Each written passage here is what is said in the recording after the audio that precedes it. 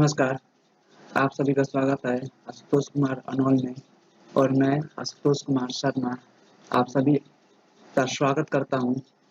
दिल्ली सल्तनत हम लोग पढ़ रहे थे और हमें आगे पढ़ना है सैयद वंश के बारे में।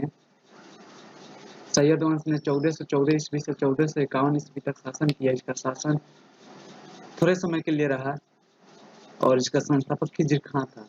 तो आइए शुरू करते हैं सैयद वंश के बारे में। खिज्र खां ने सैयद आला की उपाधि को धारण किया। उसने अपने को तैमूर के लड़के शाहरुख का प्रतिनिधि बताया। उसने सुल्तान की उपाधि को धारण नहीं किया। उसने अपने खुतबे में तैमूर एवं शाहरुख का नाम पढ़ा। तैमूर ने खिज्र खां को मुल्तान, लाहौर एवं दीपालपुर का शासक नियुक्त किया था।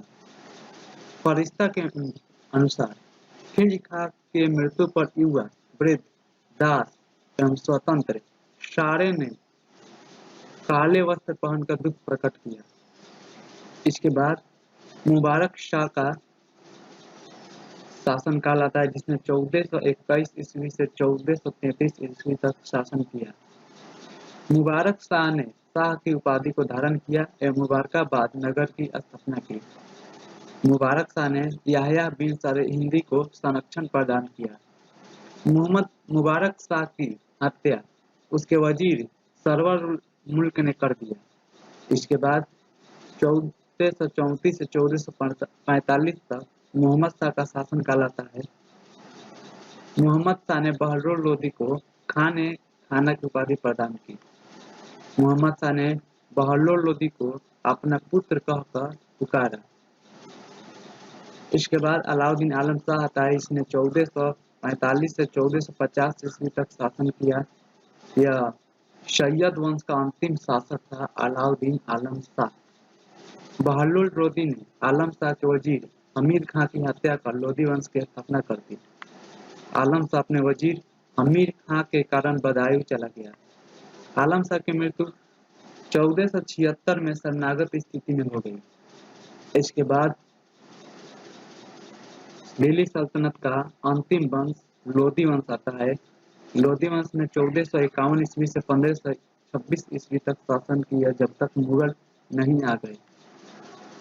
इसका संस्थापक बहलोल लोदी था। लोदी वंश दिल्ली पर शासन करने वाला प्रथम अफगान वंश था। बहलोल लोदी दिल्ली पर शासन करने वाला प्रथम अफगान शासक था। बहलोल लोदी ने गाजी की उपाधि को धारण किया। बहलोल लोदी के समय जौनपुर को दिल्ली में शामिल कर लिया गया। जौनपुर को पूर्व का सिराज कहा जाता है। बहलोल लोदी ने दरभंगा के शासक कीरत सिंह को पराजित किया। उसने जौनपुर के शासक मलिक शाह सरकी को पराजित किया। उसने बहलोली प्रकार के सिक्के चलाए। वह अपने सरदारों को मनसद ए अली कहकर पुकारता था। उसका शासन समानता पर आधारित था। उसने अपना अंतिम विजय ग्वालियर के शासक मान सिंह पर किया। बहलोल लोदी को मान सिंह से 80 लाख टंके मिले।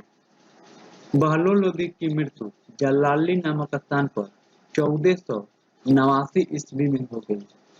इसके बाद सिकंदर लोदी शासक बनता है और उसने 1489 ईस्वी से 1517 ईस्वी काफी लंबा समय तक शासन किया। बहलोल लोदी का उत्तराधिकारी सिकंदर लोदी हुआ। सिकंदर लोदी का मूल नाम निजाम शाह था। सिकंदर लोदी प्रथम सुल्तान था जिसने आगरा को अपनी राजधानी बनाया। आगरा शहर को सिकंदर लोदी ने बसाया। उसने भूमि माप के लिए गज ए सिकंदरी का प्रयोग किया। गज ए सिकंदरी 30 इंच का होता था।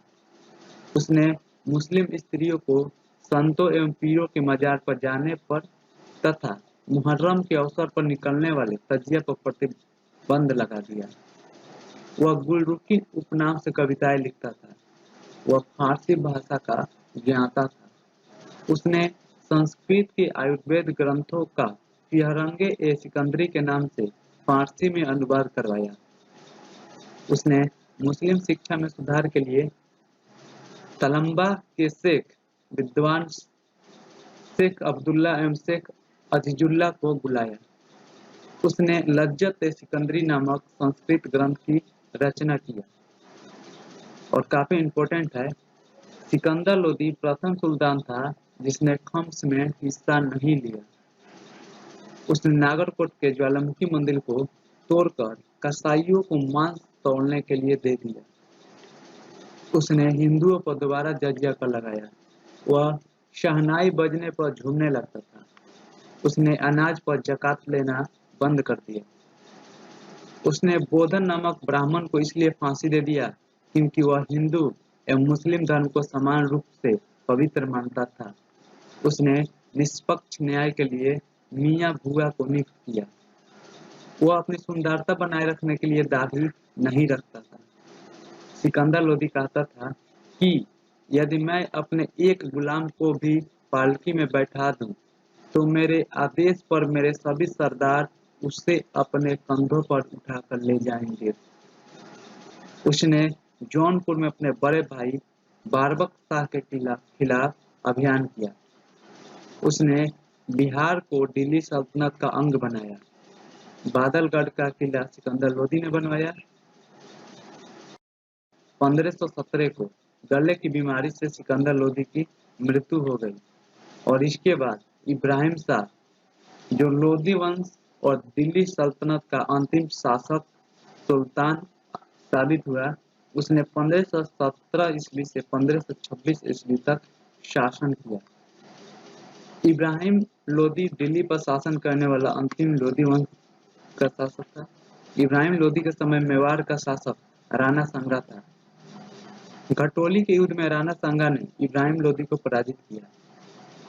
इस युद्ध में राणा सांगा ने अपना बायां हाथ खो दिया। राणा सांगा एवं इब्राहिम लोदी के विवाद का मुख्य कारण मालवा पर अधिकार करना था। इब्राहिम लोदी के समय पंजाब का गवर्नर दौलत खां पंजाब में स्वतंत्र व्यवहार करने लगा। बाबर को भारत आने का आमंत्रण निम्नलिखित सरदारों ने दिया था। बाबर इस तरह नहीं आया था भारत, उसे यहाँ से निमंत्रण मिला था तब वो भारत आया। और किसने किसने दिया उसको निमंत्रण? उसमें दौलत खान लोदी है, आलम खां है और राणा सांगा है। पानीपत का प्रथम युद्ध 21 अप्रैल 1526 को इब्राहिम लोदी एवं बाबर के बीच हुआ। इस युद्ध में इब्राहिम लोदी की मृत्यु हो गई। इब्राहिम लोदी प्रथम सुल्तान था जिसकी मृत्यु युद्ध भूमि में हुआ। और इस तरह दिल्ली सल्तनत समाप्त होती है और यहाँ से उसके शासन व्यवस्था, कैसे उसका शासन व्यवस्था था, इसके बारे में हम लोग पढ़ेंगे। तब तक के लिए इतना ही। दिल्ली सल्तनत की शासन व्यवस्था हम अगले भाग में देखेंगे। तब तक के लिए have a nice day. Video अच्छा लगा हो तो लाइक, शेयर और कमेंट जरूर कीजिए। चैनल पर पहली बार आए हैं तो सब्सक्राइब करना ना भूलें। आप सभी का इस वीडियो को देखने के लिए धन्यवाद। नमस्कार।